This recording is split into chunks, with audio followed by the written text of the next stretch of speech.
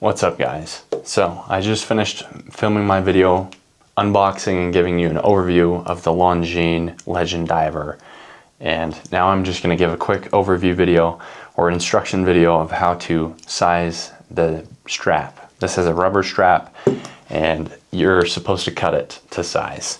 So I'm going to take off my G-Shock and we are going to do just that. The tools that you'll need to adjust it is either scissors or an X-Acto knife, and then you'll also need either a pen remover, a spring pin tool, or something just with a fine point. And so I'm actually going to use my mechanical pencil's point because it actually fits. And we're going to open the clasp and just get through this as quickly as possible. So the first step would be to actually put it on your wrist and just kind of take an estimate of how it's going to fit and how much you're going to have to remove. So you can see there's actually quite a bit that I need to remove. And so I think I'm going to leave the third hole. There's holes marking each section. So I'm going to leave the third hole on each side of the strap. So first I'm going to open up the clasp and I'm going to push in the springs and just carefully put those to the side. Now each spring is the same size, and so you don't have to worry about mixing them up or anything like that. They're identical. So right here we have our clasp. It's a nice, PVD coated titanium, and then our rubber strap. So I said you can see maybe how there's these holes. I'm going to leave 3 holes on either side. And actually we're going to start with 4 just in case. So if I leave 4,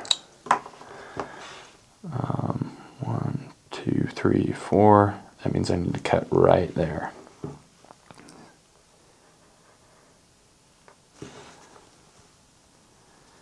So I'm just kind of doing a starting cut because I want it to be clean, and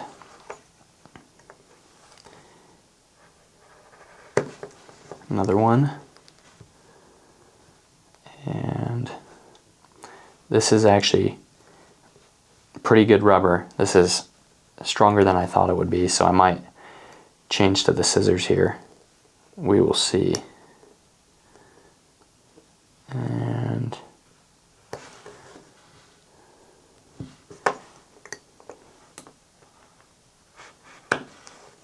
okay,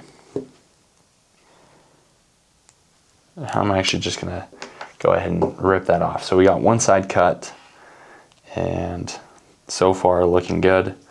I'm gonna go ahead and do the other side.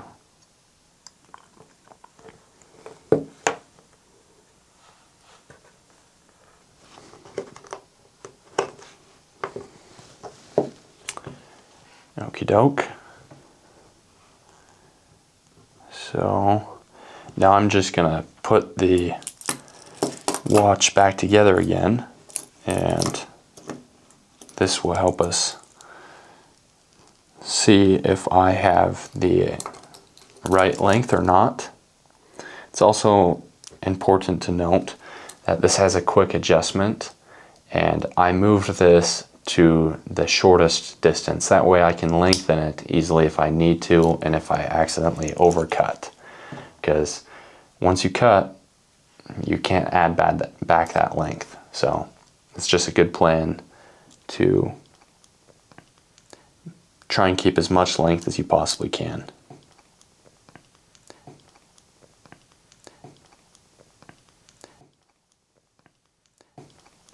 Okay, so the strap is reattached, and now we're just going to put this on, and you can see we're almost there, but there's still,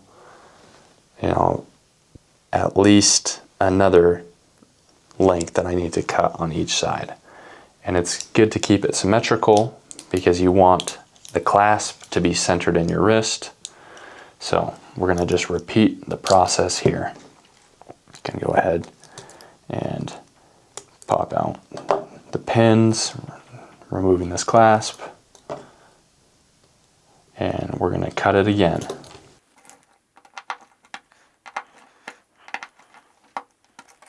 This time I'm going to use the scissors just to see which one I like better. And we're going to just follow the little notch. So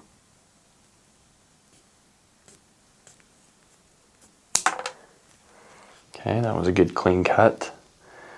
And on this one as well,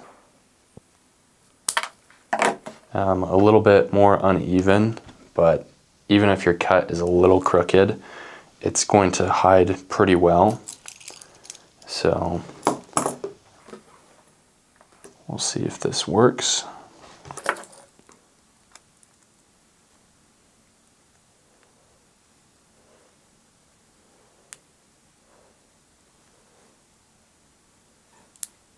So it looks like I have too much extra material hanging on this side. So I'm just going to trim that off just slightly. And I think that that will do it.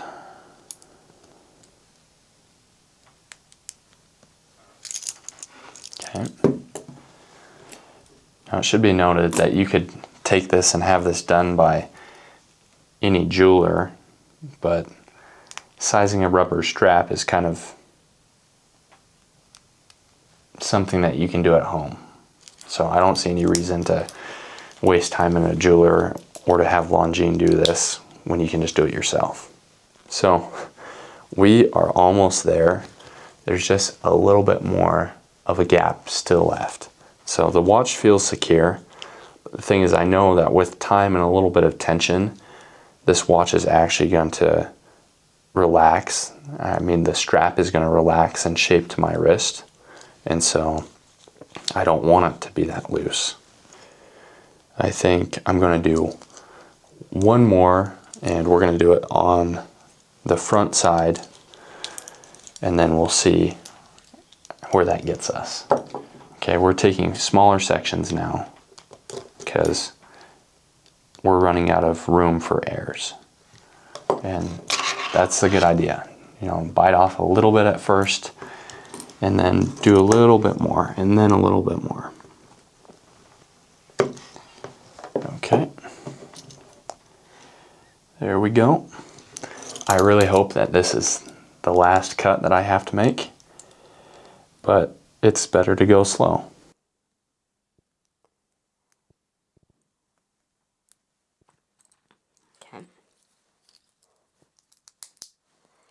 And that is perfect. So you can see right there, we have essentially no gap, but it's not tight on my wrist either. If I needed to cut, I could do one more cut out of this side of the strap, and then I could also loosen the quick change.